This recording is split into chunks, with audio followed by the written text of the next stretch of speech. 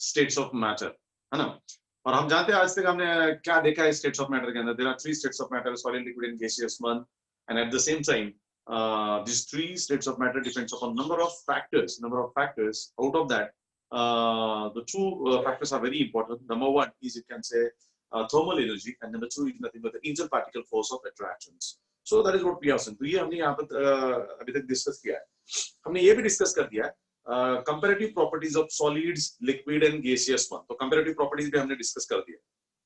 उसके बाद थोड़ा आगे मूव किया हमने, और जिसके अंदर हमने डिस्कस कर दिया दैट इज ये जो 2 फैक्टर्स होते हैं, inter particle force of attraction and as well as you can see here thermal energy, ये दोनों फैक्टर्स के अंदर हमने थोड़ा सा डिटेल में डिस्कस किया। खास करके inter particle force of attraction हमने देखा, which type of interparticle force of attractions are present, intermolecular force of attractions are present, and we comes to know that there are some interparticle force of attractions like dipole interaction, dipole induced dipole interaction, ion dipole interaction, London forces, also known as dispersion forces, and lastly we have seen that nothing but you can say hydrogen bonding. So these are the 5 types of intermolecular force of attraction what we have discussed till date here in this chapter. Clear? उसके बाद second half of the chapter, इस chapter को 3 parts में हम divide करते हैं। पहला part है इंट्रोडक्टरी पार्ट, दूसरा पार्ट है जो हमारा खास करके बहुत ही core concept of this chapter है, और लास्ट में थोड़ा सा अप्लाइड पार्ट आता है इसके अंदर का। और जिसके अंदर हमने ये देखा कि when we are talking about the core concept of the chapters, here we have to discuss gaseous state. 2 हमारे चैप्टर का नाम स्टेट्स ऑफ मैटर, इसमें गैसियस स्टेट ज्यादा देखते हैं हम लोग। तो लास्ट लेक्चर में ये भी देखा हमने what are the general properties of gaseous state. We have seen general properties of gaseous state, that gases has thermal energy highest, gases has intermolecular force of attraction is equal to zero, gaseous particles are always in continuous motion, they are in random motion, particles are free, gases are highly compressible, gases neither have definite shape nor the volume, वगैरह वगैरह। These are the properties of gases general we have discussed. उसके बाद हमने discuss किया there are some of the properties which are measurable properties of the gases. We have discussed measurable properties of the gases. तो कौन से measurable properties of the gases है, ये भी हमने उसके अंदर डिस्कस कर दिया। Number 1 mass which is measured in kilogram, number 2 is volume which is measured in meter cube, जैसा यूनिट बता रहा हूँ मैं। Pressure which is measured in Newton per meter square, or either you can say Pascal. Then temperature which is measured in Kelvin, density which is measured in kilogram per meter cube, then diffusion and effusion. So these are the properties which are measurable properties of the gases what we have discussed here in the chapter. Clear? उसके बाद हमने discuss करना start कर दिया था gaseous laws. ये बहुत important part है, और मुझे लगता है कल आप लोगों ने भी इसके अंदर काफी सारे टॉपिक डिस्कस कर दिए हैं। That is gaseous laws. Okay, so what are the gaseous laws? We have to discuss what are the gaseous laws. Gaseous laws मतलब क्या है? तो कल मैंने ये बताया आपको कि नेचुरली गैसेस का एक अपना कुछ बिहेवियर होता है, और इस बिहेवियर के पीछे कुछ रूल्स होते हैं, रेगुलेशंस होते हैं, लॉज होते हैं।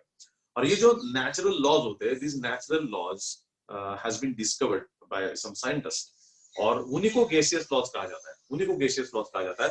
और इसमें अगर हम बात करते हैं गैसियस लॉज की, तो मेनली आता है that is you can say Boyle's law, उसके बाद आता है चार्ल्स लॉ, फिर उसके बाद आता है Gay Lussac's law, Avogadro's law, and you can say Dalton's law of pressure, ये आ जाता है।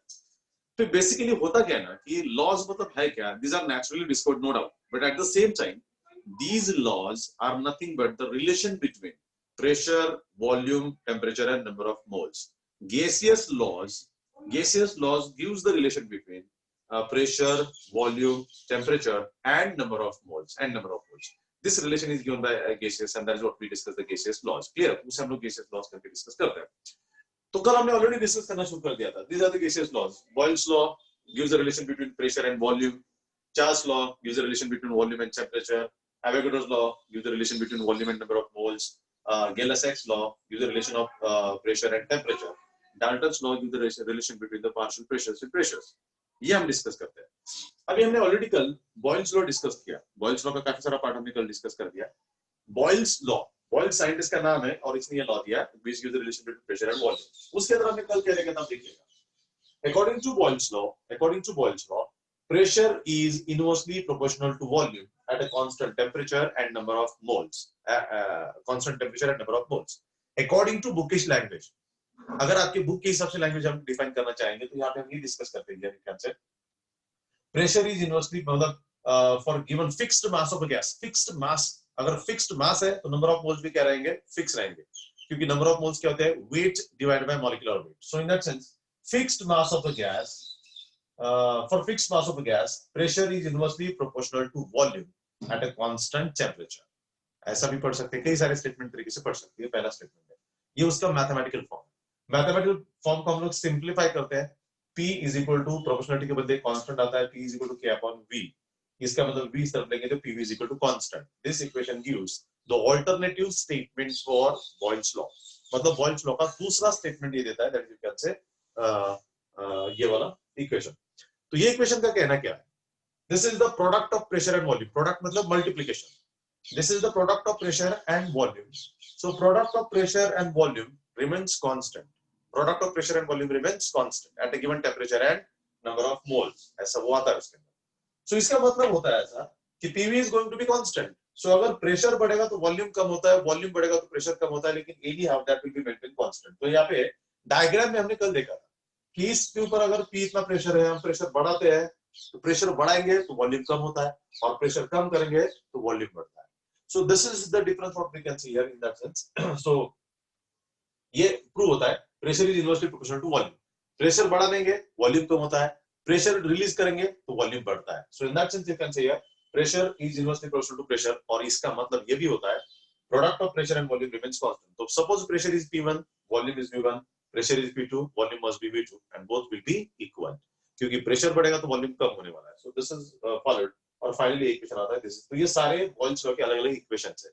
यहाँ पे याद रखिएगा, एग्जाम में आपको न्यूमेरिकल आता है. एग्जाम में न्यूमेरिकल आता है, अगर P1 पता है, V1 पता है, P2 पता है तो V2 निकाल सकते हैं. ये चार फैक्टर में से कोई भी तीन पता है तो फोर्थ वाला हम लोग निकाल सकते हैं.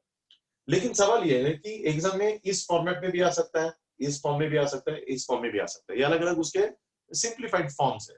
तो ये आपको थोड़ा सा अंडरस्टैंड करना पड़ेगा कि बॉयल्स लॉ का कौन सा इक्वेशन उसके अंदर यूज करना है. कौन सा भी कर सकते हैं, it's come to the same, but that's why it has to be understood.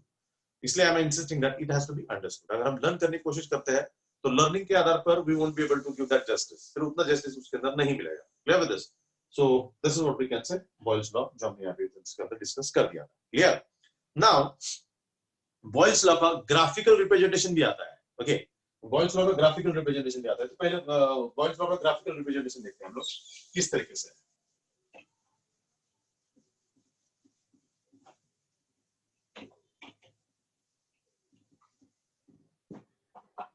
Graphical representation of Boyle's law. Graphs. Okay, तो पहला जो हमने देखा था that is pressure is inversely proportional to volume. Pressure is inversely proportional to volume. यहाँ पे diagram में भी मैंने बताया था आपको. Suppose we have this graph. यहाँ पे हम ग्राफ देखते हैं. This is X axis, this you can say Y axis. So Y axis and X axis you can say ये यहाँ पे आएगा वाई एक्सिस. ठीक है, अभी देखिए यहाँ पे अगर हम लोग वॉल्यूम लेते हैं और यहाँ पे प्रेशर लेते हैं. ठीक है, so pressure and volume is inversely proportional. अगर प्रेशर बढ़ेगा तो वॉल्यूम कम होने वाला है, और वॉल्यूम बढ़ेगा तो प्रेशर कम होने वाला है. At the same time temperature and N must be kept constant. देखिए गैसियस लॉज की खासियत है, मैंने कल भी आपको बताया, आज भी उसको बता रहा हूँ. कोई भी लॉ जब हम डिस्कस करते हैं उसके अंदर दो क्वांटिटी के बीच का रिलेशन है, बाकी दो क्वांटिटी फिक्स है, कांस्टेंट है. तो बॉयल्स लॉ में रिलेशन है प्रेशर वॉल्यूम का, तो T एंड N कांस्टेंट है. तो इसलिए अगर हम लोग कांस्टेंट T पे देखते हैं, तो अगर देखिए this is the volume. Suppose ये वॉल्यूम है. अभी वॉल्यूम अगर डिक्रीज होगा तो प्रेशर हैज टू इंक्रीज. तो ये कर्व इस तरीके से मिलेगा आपको, like this. This is the curve, ये मिलेगा. तो ये कर्व का मतलब है अगर प्रेशर बढ़ रहा है तो वॉल्यूम कम होता है. कोई भी देखो ना, इस पॉइंट पे देखिए, इस पॉइंट पे प्रेशर इतना है तो वॉल्यूम इतना है, मतलब प्रेशर बहुत कम है तो वॉल्यूम बहुत ज्यादा है. इस पॉइंट पे देखिए, इस पॉइंट पे प्रेशर इतना है तो वॉल्यूम कम हो रहा है, मतलब प्रेशर बढ़ गया तो वॉल्यूम कम हुआ. इस पॉइंट पे देखते हैं प्रेशर बहुत ज्यादा है और इस पॉइंट पे वॉल्यूम कम हो रहा है, मतलब अगर प्रेशर बढ़ेगा तो वॉल्यूम कम होता है, या अगर प्रेशर कम होगा तो वॉल्यूम अपने आप बढ़ता है. And this is at temperature T1. This is graph of temperature T1. मतलब मानो this is the graph of any of the gas we have discussed for temperature T1, that is 30 degree Celsius. अभी मानो हमने temperature बढ़ा दिया, 40 degree कर दिया, तो 40 डिग्री पे we can have a second graph like this one. इस तरीके से फॉर्म मिलेगा. this is T2. उसी तरीके से हम लोग T3 भी निकाल सकते हैं, like this. this we can say T3. Okay, अभी गैस एक हो या दो तीन गैसेस हो, या फिर टेम्परेचर अलग अलग हो, but pressure and volume has to inversely proportional to each other because it's Boyle's law, है ना। तो pressure is inversely proportional to volume. इसका मतलब ये है कि वॉल्यूम बढ़ेगा तो प्रेशर कम होगा, और अगर प्रेशर बढ़ेगा तो वॉल्यूम कम होगा। ये पहला ग्राफ इसके अंदर देता है। Got it? So this what we have. Now we can have a second graph again here. This is y axis and this you can say x axis, ठीक है। Here PV, that is product of pressure and volume, ये हम लेते हैं versus P लेते हैं, okay. So now अब देखिए what happens here, product of pressure and volume, product of pressure volume remains constant, so बाकी सारे फैक्टर कुछ भी हो जाए लेकिन product of pressure volume remains constant. That's why we get a graph like this one. This is at P1, this is at P2, so this is the graph, so this is at P3, अलग अलग temperature पे आपको ये मिलेंगे। so the reason behind that, product of pressure and volume remains constant, तो ये constant ही रहने वाला है। ये कांस्टेंट टेम्परेचर अलग हो सकते हैं, T1 T2 टेम्परेचर पे अलग अलग ग्राफ मिलेंगे आपको, but so this is you can say simply a graphical representation of this graph। इसका ये graphical representation है for the you can say यहाँ पे सॉरी ये वॉल्यूम या 1/V भी आता है, उसका भी ग्राफ है, बट वो भी उसी तरीके से वापस you can say। so this is you can have the graphical representation of Boyle's law, ठीक है। तो सबसे पहले याद रखिएगा कि Boyle's law का ये मैथमेटिकल फॉर्म, मैथमेटिकल इक्वेशन, फिर उसके बाद उसका ये सिंप्लीफिकेशन फॉर्मेट, और फिर ये अलग अलग उसके simplified ways, and this is graphical. ये ग्राफ सबसे ज्यादा इंपॉर्टेंट है। The reason behind that, this actually illustrate explains the Boyle's law, because as the volume decreases pressure must increase, or as the pressure decreases volume must increase, that is you can say Boyle's law। so this is what we can say Boyle's law, graphical representation for Boyle's law। now Boyle's law के कारण density का equation थोड़ा सा redefine होता है, density का equation redefine होता है। so there is a relation between pressure and density, there is a relation between pressure and density। let's see how this is redefined, how it is redefined। so उस तरफ चलते हैं हम लोग, how it is redefined।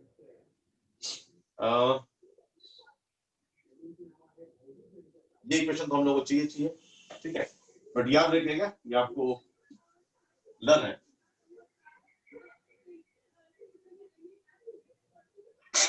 Okay, now see relation between pressure and density, relation between pressure and density, that is redefined। हम अच्छी तरह जानते हैं what is density। density is equal to mass upon volume, this is equation number 1। density is equal to mass upon volume, this is the equation we already know। density is equal to mass upon volume। now what is Boyle's law? what is Boyle's law? Boyle's law क्या है हम अच्छी तरह जानते हैं। what is Boyle's law? pressure is inversely proportional to V, या फिर pressure is equal to K upon volume, clear.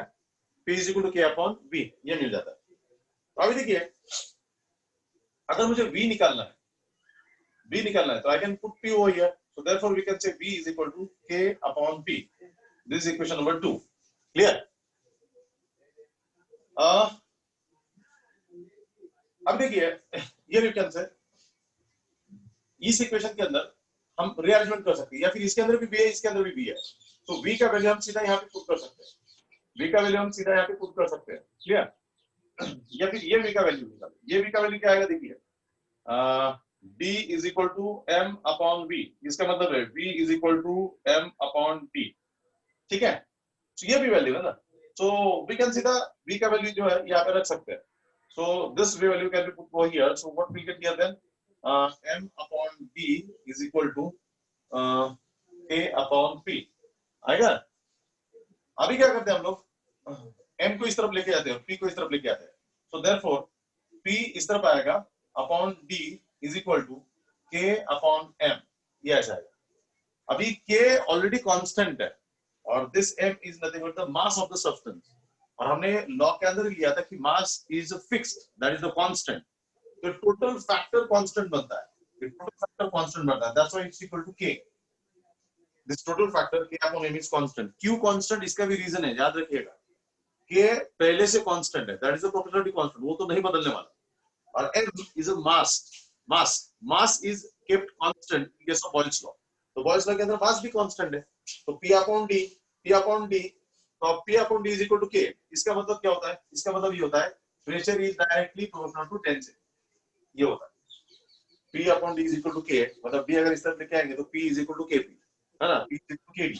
तो K अगर हटाते हैं तो प्रोपोर्शनलिटी आता है, तो pressure is directly proportional to density. अभी इसे अगर सॉल्व करते हैं, P directly proportional to D, तो अब देखिए P is directly proportional to D, इससे कितना क्या आएगा? P is equal to K upon K into D, जिसका मतलब P अपॉन D is equal to K।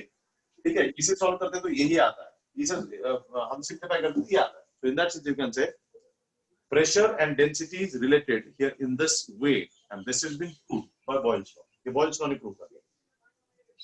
Density का फॉर्मूला था, density is equal to mass upon volume. So we have this formula for the density, density is equal to mass upon volume। Then according to Boyle's law, P is inversely proportional to V, so we can say V का value निकाला, P is equal to K upon P। We can put this value here in this equation, so we get M upon D is equal to K upon P। इसका मतलब है pressure is directly proportional to density। So relation between pressure and volume is redefined due to Boyle's law। Clear? So that's the Boyle's law। तो Boyle's law के अंदर क्या क्या आता है? देखिए, एग्जाम में इतना सारा एट अ टाइम नहीं पूछा जाएगा आपको। एग्जाम में क्या पूछा जाता है? एग्जाम में पूछा जाएगा कि define state and explain Boyle's law. सीधा state and explain Boyle's law 3 marks का क्वेश्चन आता है। तो स्टेटमेंट के लिए 1 मार्क्स होता है, और ये प्रूव करने के लिए जो हमने पहले इसके पहले लिखा था वो प्रूव करने के लिए आता है आपको 2 marks. So that is 3 marks आता है। और ये relation between P and D, ये सेपरेट क्वेश्चन आता है, जनरली सेपरेट क्वेश्चन आता है कि how the relation between density and pressure is rederived, या how we can derive the relation between pressure and density according to Boyle's law. We have to write this and we have to finally prove that this pressure is directly proportional to density, जो हमने यहाँ पे लिखा है। Pressure is directly proportional to density हमें prove करना है, इसके लिए 2 मार्क्स आते हैं। Clear with this? And that's all for this Boyle's law। Boyle's law के लिए इतना sufficient। तो हमें gaseous laws डिस्कस करते हैं, उसके अंदर का पहला Boyle's law यहाँ पे डन होता है, क्लियर होता है। Hope everyone got the statement as well as this mathematical form and the related thing like pressure and density। Clear? So that's all। Now let's do the second।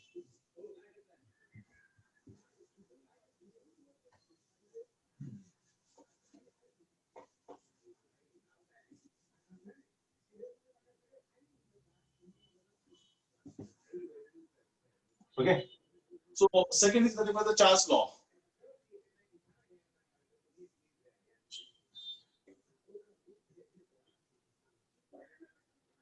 Charles law। Charles law gives the relation between volume and temperature। Charles law gives the relation between volume and temperature। और ये law भी बहुत important है।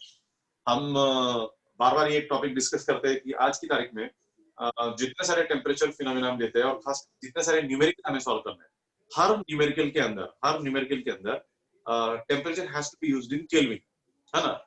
और temperature kelvin में क्यों use करना है? Why this temperature Kelvin scale is been established and degree Celsius and Fahrenheit has been removed, or it's almost outdated. So reason behind that is the Charles law। So Charles law has given the relation between volume and temperature। Law का statement easy है, but understanding थोड़ा सा मस्त है। वो थोड़ा सा समझने के लिए आपको थोड़ा सा कोशिश करना पड़ेगा कि आपको अंडरस्टैंड, मतलब इजी भी है। चार्ल्स लॉ हमारे डेली रूटीन लाइफ में होता है, लेकिन हम नहीं जानते कि यही चार्ल्स लॉ है। ठीक है, सो आते हैं चार्ल्स लॉ के ऊपर। Charles law gives the relation between volume and temperature. Volume and temperature, अभी मैं सीधा उसका स्टेटमेंट बताता हूँ। 2 स्टेटमेंट है, एक है साइंटिफिक स्टेटमेंट और एक है स्टेटमेंट जो अंडरस्टैंडिंग के लिए इंपॉर्टेंट है। क्या आपको लगता है there is a relation between volume and temperature? तो वॉल्यूम एंड टेम्परेचर के बीच रिलेशन हम डिराइव कर रहे हैं, तो नंबर ऑफ मोल्स और pressure has to be constant. हम जानते हैं देयर आर 4 क्वांटिटीज, है ना। कौन से क्वांटिटीज है? Volume, temperature, pressure and number of moles. तो ये वॉल्यूम टेम्परेचर है, तो pressure and number of moles must be constant, तो pressure and number of moles that remains constant, and we have to find out the relation between volume and temperature। Clear? तो क्या कहता है ये Charles law? क्या कहता है Charles law का कहना है, सिंपल स्टेटमेंट में बात करेंगे तो volume is directly proportional to temperature. Simple statement जो अंडरस्टैंडिंग के लिए, it's not a scientific statement जो एग्जाम में लिखना है। एग्जाम में ये लिखेंगे तो मार्क्स उतने नहीं मिलेंगे, आधा मार्क्स, 1 में से आधा मार्क्स मिलेगा, 2 में से 1 मार्क्स मिलेगा, लगता है। पूरे मार्क्स मिलने तो साइंटिफिक स्टेटमेंट लिखना पड़ता है। So according to Charles law, volume is directly proportional to temperature। Okay, पहला इसका मतलब हम ऐसे लिख सकते हैं, volume is directly proportional to temperature। Volume is directly proportional to temperature. This is the Charles law. At constant pressure and number of moles. हम जानते हैं दो क्वांटिटी के बीच का रिलेशन है, तो this quantity must be constant. In that sense volume is directly proportional to temperature. ये understand. इसका मतलब क्या होता है? इसका मतलब ये है अगर टेम्परेचर बढ़ेगा तो वॉल्यूम बढ़ता है और टेम्परेचर कम होगा तो वॉल्यूम कम होता है किसी भी गैस का. तो किसी भी गैस के बारे में ये ट्रू है. अगर टेम्परेचर बढ़ता है तो वॉल्यूम बढ़ेगा और अगर टेम्परेचर कम होता है तो वॉल्यूम भी क्या होगा? कम होगा. इसका बेस्ट एग्जांपल हमारे डेली रूटीन लाइफ के अंदर देखिए आप लोग. कोल्ड ड्रिंक्स पीते हैं हम लोग, है ना. अभी तो कोरोना का टाइम चल रहा है, अभी मत पीजिएगा, लेकिन नॉर्मली हम लोग लेते हैं कोल्ड ड्रिंक्स. कभी कभार तो लेते हैं, खास करके समर के दिनों में तो लेते हैं हम लोग. तो कोल्ड ड्रिंक्स जो है, स्प्राइट की बात करते हैं आप लोग, लिम्का की बात करते हैं, कोका कोला की बात करते हैं, ये सारे कोल्ड ड्रिंक्स, उन्हें कोल्ड ड्रिंक्स ही कहा जाता है और वो हमेशा कोल्ड कंडीशन में ही रखे जाते हैं, है ना. एक तो कोल्ड ड्रिंक को निकाल के उसे हॉट कंडीशन में पिएंगे तो उतना मजा नहीं आएगा आपको, सबसे पहली बात है. लेकिन साइंटिफिक चीज उसके पीछे की ये है कि उसे कोल्ड ड्रिंक्स और कोल्ड कंडीशन में क्यों रखा जाता है. बिकॉज सारे कोल्ड ड्रिंक्स के अंदर गैस भरा होता है. कार्बोनेटेड ड्रिंक्स, उनका नाम ही है कार्बोनेटेड ड्रिंक्स. उनके अंदर कार्बन डाइऑक्साइड और सच में गैस में have filled in that, generally carbon dioxide उसके अंदर भरा जाता है. तो कार्बन डाइऑक्साइड हाई प्रेशर के अंदर उसके अंदर भरा जाता है. और गैस अगर हम कोल्ड कंडीशन में रखेंगे, मतलब टेम्परेचर कम है और टेम्परेचर कम रखेंगे तो उसका वॉल्यूम भी कम है. Temperature is low, volume is also low. तो देखिए आपने कभी कभी अपने क्रिकेट में या किसी सिनेमा में देखा होगा, वो हीरो या क्रिकेटर जब मैच जीतते हैं तो शैंपेन के फाउंटेन्स करते हैं. शैंपेन नाम का एक ड्रिंक होता है, उसके ऐसे फाउंटेन्स करते हैं, शायद आपने देखा होगा. फिर हमारे भी काफी सारे दोस्त लोग, बच्चे या हमारे क्या करते हैं कि बर्थडे सेलिब्रेट करने के लिए शैंपेन तो नहीं मिलेगा, वो बहुत महंगा होता है, तो फिर वो कोल्ड ड्रिंक्स के बॉटल लेते हैं, उसे शेक करते हैं, उसका फाउंटेन बनाने की कोशिश करते हैं. Don't do like this, this is very unscientific. और कई बार ऐसे एक्सीडेंट हो चुके हैं बिकॉज ये कोका कोला, थम्स अप के bottle are not made to stand up with high pressure. Bottle फटते हैं, कोका कोला के बॉटल फटता है, थम्स अप का बॉटल फट सकता है because they can't withstand with high pressure which gas मतलब रिलीजेस और gas exits because of shaking and all. So bottle अगर शेक करेंगे हम लोग तो उसके अंदर टेम्परेचर बढ़ता है. टेम्परेचर बढ़ेगा तो गैस का वॉल्यूम बढ़ता है और gas will come out of the bottle.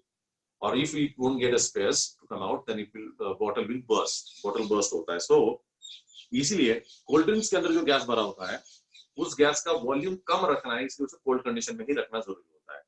आपको टेस्ट तो आता है, वो अलग बात है का, लेकिन ठंडे का, लेकिन उसके पीछे का साइंटिफिक रीजन ये भी है कि कोल्ड कंडीशन में उसका वॉल्यूम कम रहता है, उसके अंदर जो गैस भरा है उसका.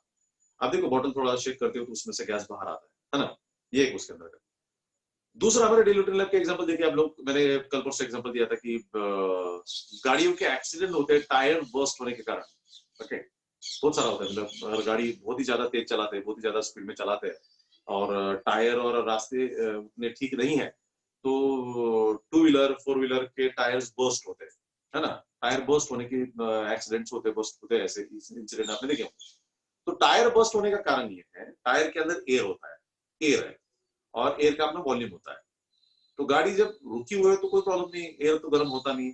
जैसी गाड़ी चलेगी तो टायर के बीच में फ्रिक्शन होगा, टायर रोड के बीच में फ्रिक्शन होगा, जिसके कारण हीट जनरेट होगा. तो वो हीट वो टेम्परेचर गैस को मिलता है तो गैस का वॉल्यूम बढ़ता है. तो हमारे टायर के अंदर जो एयर है उसको अगर टेम्परेचर मिलेगा तो उसका वॉल्यूम बढ़ता है. क्योंकि किसी भी गैस का volume increases with increase in temperature. तो फ्रिक्शन के कारण टेम्परेचर बढ़ता है और टेम्परेचर के कारण वॉल्यूम बढ़ता है. और वो वॉल्यूम टायर के अंदर अगर सेट नहीं हो पाता है और उसके प्रेशर के साथ अगर टायर विथस्टैंड नहीं कर पाता है तो that will burst and air will come out. तो इसका कारण ही ये है, because of the heat, because of the friction, volume of the air increases. Volume of the air increases, and this is the phenomena. This is nothing but the Charles law. This is according to the Charles law, because volume is directly proportional to temperature. As the temperature increases, volume also increases of the gas. Yeah, as the temperature decreases, volume of the gas also decreases. So they are directly proportional to each other. But Charles law का statement ऐसा नहीं है. Charles law का scientific statement ऐसा नहीं. Charles law का कहना ये है कि volume बढ़ेगा temperature के साथ. लेकिन सवाल आता है ना कि कितने temperature के साथ कितना volume बढ़ेगा, कितने टेम्परेचर के साथ कितना वॉल्यूम बढ़ेगा. That matters to again. अगर आपने टेम्परेचर 1 डिग्री से बढ़ाया तो वॉल्यूम कितने से बढ़ेगा. अगर आपने टेम्परेचर 2 डिग्री से बढ़ाया तो वॉल्यूम कितने से बढ़ेगा. अगर आपने टेम्परेचर 10 डिग्री से बढ़ाया तो वॉल्यूम कितने से बढ़ेगा. अगर हमें टेम्परेचर 10 डिग्री से कम कर दिया तो वॉल्यूम कितना कम होगा, दैट आल्सो मैटर्स। टेम्परेचर के साथ वॉल्यूम बढ़ता है ये सही बात है, लेकिन कितने टेम्परेचर के साथ कितना वॉल्यूम बढ़ता है ये इंपॉर्टेंट है। Charles law has defined that part. Charles law ने ये डिफाइन किया, ओके, एंड दैट्स व्हाई ये थोड़ा सा अंडरस्टैंड कीजिएगा, फिर उसका स्टेटमेंट थोड़ा सा समझ में आता है। So now suppose consider V0 is volume of gas at T0 temperature, okay. कोई तो गैस लिया है हमने और उस गैस का वॉल्यूम कितना है, V0 is the volume of the gas at temperature T0, okay. Now if temperature is increased, this temperature is increased by T1, then volume कितने से increase होता है? So if temperature is increased by T1 degree Celsius, temperature is increased by T1 degree Celsius, मतलब temperature T0 था बढ़ा दिया। Suppose मान लो कि पहला टेम्परेचर 30 डिग्री था, अभी हमने 40 डिग्री बनाया, तो टेम्परेचर 10 से बढ़ गया। सो अभी नया वॉल्यूम कितना होगा, है ना, क्योंकि जैसे टेम्परेचर बढ़ेगा तो वॉल्यूम तो बदलने वाला है। पहला टेम्परेचर T0 था, वॉल्यूम V0 था, अभी हमारा टेम्परेचर T1 है, तो उस टाइम वॉल्यूम कितना होगा, that must be V1। So that volume is V1, मतलब if what is V1, okay, so consider V0 is the initial volume of the gas at T0 temperature. If temperature increased by T1, what should be the volume V1? V1 volume कितना होगा, volume V1 होगा, लेकिन होगा कितना? सो इसके लिए Charles law कहता है कि V1 is equal to V0 plus minus V0 into 1 upon 273 into T degree Celsius ml, ऐसा है, ये है, ठीक है। So this is the mathematical form of Charles law. समझेगा, बहुत इजी है, समझेगा। हमारा इनिशियल वॉल्यूम कितना है, V0, शुरुआत का वॉल्यूम V0 है, जबकि टेम्परेचर कितना है, T0 टेम्परेचर। अभी हमने क्या कर दिया है कि हमने V1, ये नया वॉल्यूम है, तो V1 कितना होगा, V1 इज V0 प्लस और माइनस, मतलब ओरिजिनल वॉल्यूम है V0, ओरिजिनल वॉल्यूम के अंदर या तो प्लस होगा या तो माइनस होगा। ओरिजिनल वॉल्यूम का 1/273 part at T degree Celsius ml, okay. So original volume के अंदर प्लस कब होगा, मतलब प्लस का मतलब बढ़ेगा और माइनस का मतलब डिक्रीज होगा, क्योंकि हम ये जानते हैं टेम्परेचर अगर बढ़ेगा तो वॉल्यूम बढ़ने वाला है, टेम्परेचर कम होगा तो वॉल्यूम भी कम होने वाला है। So in that sense plus minus का मतलब ये होता है V0 प्लस माइनस, प्लस कब, when temperature is increased, minus कब, when temperature is decreased। हम टेम्परेचर बढ़ा सकते हैं, हम टेम्परेचर डिक्रीज कर सकते हैं। So that's why प्लस और माइनस हम जब सॉल्व करेंगे दोनों में से एक ही यूज करेंगे, आइदर इंक्रीज आइदर डिक्रीज, दोनों एट अ टाइम तो नहीं करेंगे।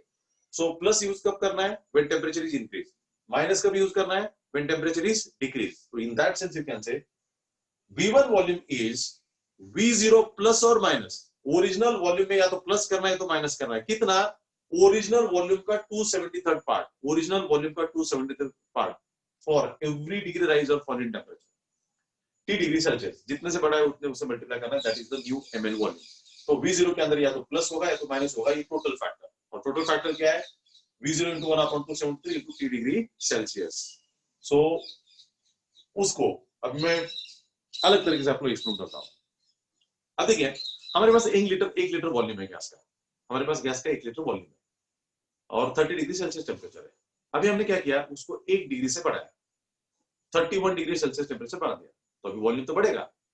तो वॉल्यूम, ओरिजिनल वॉल्यूम कितना था हमारा, 1 लीटर है, 1 लीटर 30 डिग्री पर, उसके अंदर बढ़ोतरी होगी, तो ओरिजिनल 1 लीटर था, उसके अंदर बढ़ोतरी कितनी होगी, तो 1 लीटर के 273 पार्ट करने, 1 लीटर के 273 पार्ट करने हैं, एंड जो भी टेम्परेचर इंक्रीज किया था वो 1 डिग्री तो 1 डिग्री, 2 डिग्री तो 2 डिग्री, वो तो ओरिजिनल 1 लीटर के 273 टुकड़े करने हैं और एक टुकड़ा वापस ओरिजिनल के अंदर पुट करना है, ओरिजिनल के अंदर पुट करना है। तो ओरिजिनल था 1 लीटर और 1 लीटर के 273 टुकड़े करके एक टुकड़ा पहले के अंदर ऐड करना है, उतने से बढ़ेगा, उतने से बढ़ेगा, और वो फैक्टर ये है, ओरिजिनल वॉल्यूम का 273 पार्ट इनटू टेम्परेचर जितने से हमने बढ़ाया उतने से।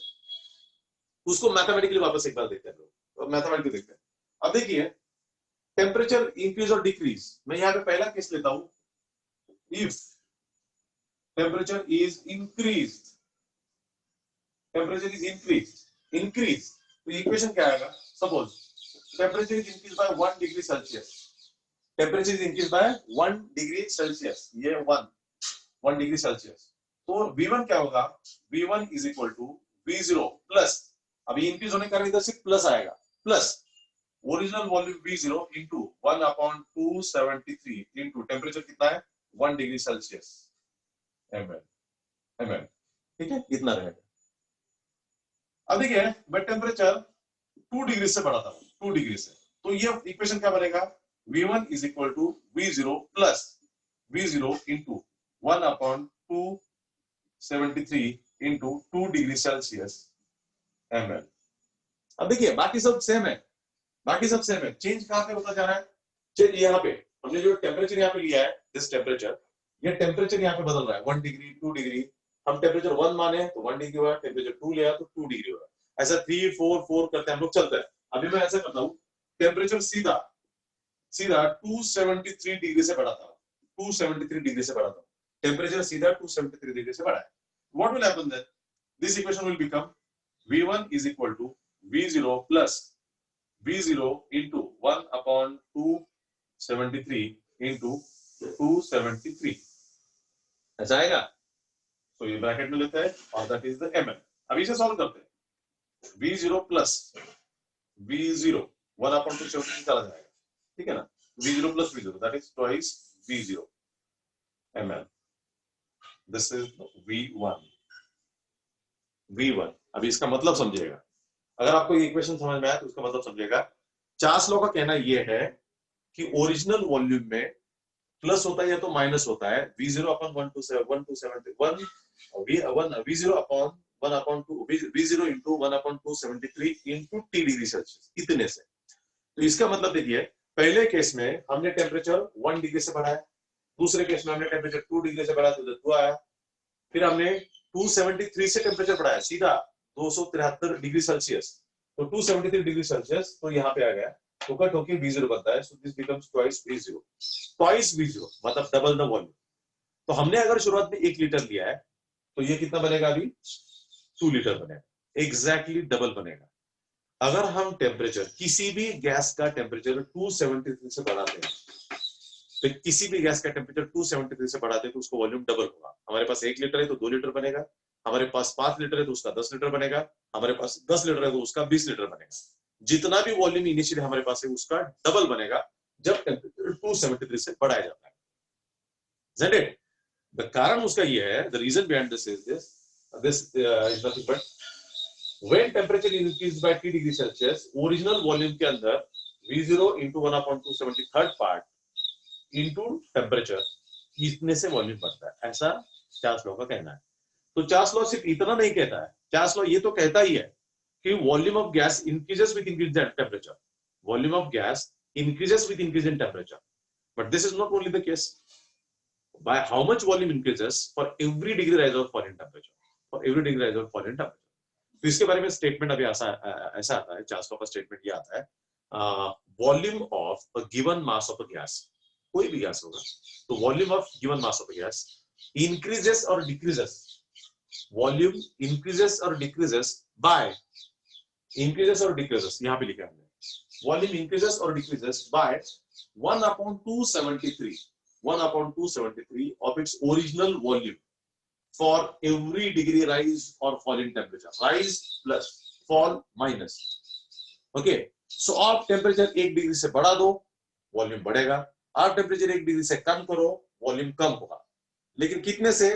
ओरिजिनल वॉल्यूम का 273 पार्ट, ओरिजिनल वॉल्यूम के 273 टुकड़े करने हैं और उतने से बढ़ता है for every degree rise or fall. यहाँ पे 1 2 3 करते चलो, उतने से वो बढ़ता जाएगा, उतने से वो कम होता जाएगा। This is called as statement of Charles law. तो चार्ल्स लॉ का स्टेटमेंट एक बार वापस याद रखिएगा, साइंटिफिक स्टेटमेंट जो एग्जाम में लिखना है आपको। तो according to Charles law, volume of a given mass of a gas increases और decreases by 1/273 of its original volume for every degree rise or fall in temperature, for every degree rise or fall in temperature, this is called as Charles law। तो Charles law के 2 statement ये book में भी है, आपके statement आप पढ़ सकते हो। पहला स्टेटमेंट है बहुत इजी है लेकिन उससे मार्क्स नहीं मिलेंगे। वो कहता है volume is directly proportional to temperature at a constant pressure and number of moles. और साइंटिफिक स्टेटमेंट ये कहता है कि volume of a given mass of a gas increases or decreases by 1/273 of its original volume for every degree rise or fall in temperature.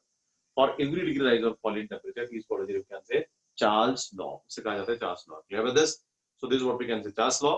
तो Charles law के case में हमने देखा यहाँ पे टेम्परेचर इंक्रीज करके देखा, और टेम्परेचर जब 273 से बढ़ाते हैं, टेम्परेचर जिस तरीके से बढ़ाते जाते हैं तो वॉल्यूम बढ़ता है। जब टेम्परेचर 273 से बढ़ाते हैं तो वॉल्यूम एग्जैक्टली डबल होता है। अभी हम उल्टा करते हैं, अभी हम ऐसा करते हैं कि हम वॉल्यूम क्या करते हैं, कम करते हैं, टेम्परेचर कम करते हैं, देखते हैं वॉल्यूम के केस में क्या चेंजेस होते हैं। So will check it out. So ये इंक्रीज का है तो इस तरफ मैं डिक्रीज का लिखता हूं, देखते हैं व्हाट हैपेंस। ठीक है, अब देखिए टेम्परेचर 1 डिग्री सेल्सियस से कम कर दिया तो V1 will be like that, V1 is equal to V0 minus V0 into 1/273 into T degree Celsius ml आएगा। अगर हम टेम्परेचर -2 डिग्री सेल्सियस करते हैं, -2 डिग्री सेल्सियस का मतलब है 2 से डिक्रीज करते हैं, माइनस मत लिखिए, यहाँ पे हम लोग कहते हैं कि temperature is decrease,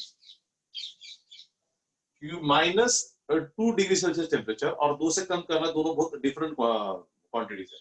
So temperature is decreased by 2 degrees Celsius. So equation becomes V1 is equal to V0 minus V0 into 1/273 into T degree Celsius. Sorry sir. ml. तो देखिए ना, टेम्परेचर 1 से कम कर दिया, बस यहाँ पे टेम्परेचर का 1 डिग्री रखिए, टेम्परेचर 2 से कम कर दिया, यहाँ पे 2 डिग्री रखिए, ऐसा 3 4 5 6 चेक करते हम लोग करते हैं।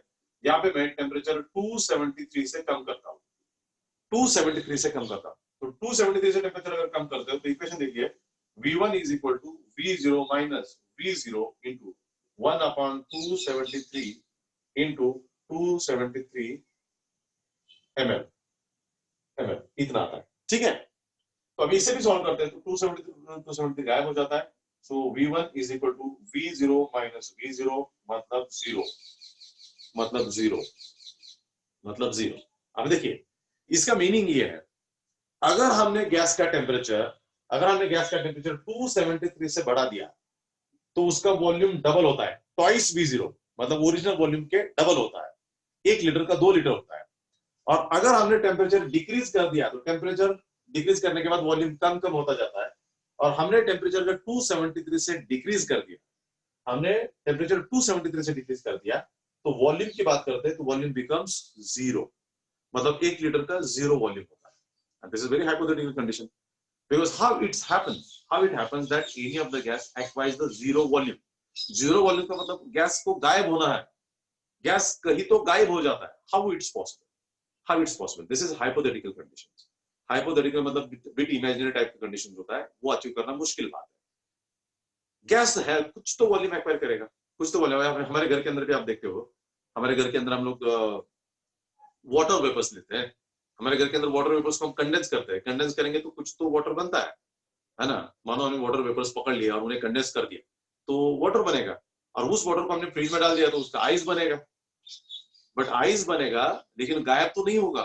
वाटर के केस में तो उल्टा होता है, वाटर का लिक्विड का वॉल्यूम कम होता है और सॉलिड का वॉल्यूम ज्यादा होता है। उसके पीछे रीजन है, वो देखेंगे हम लोग।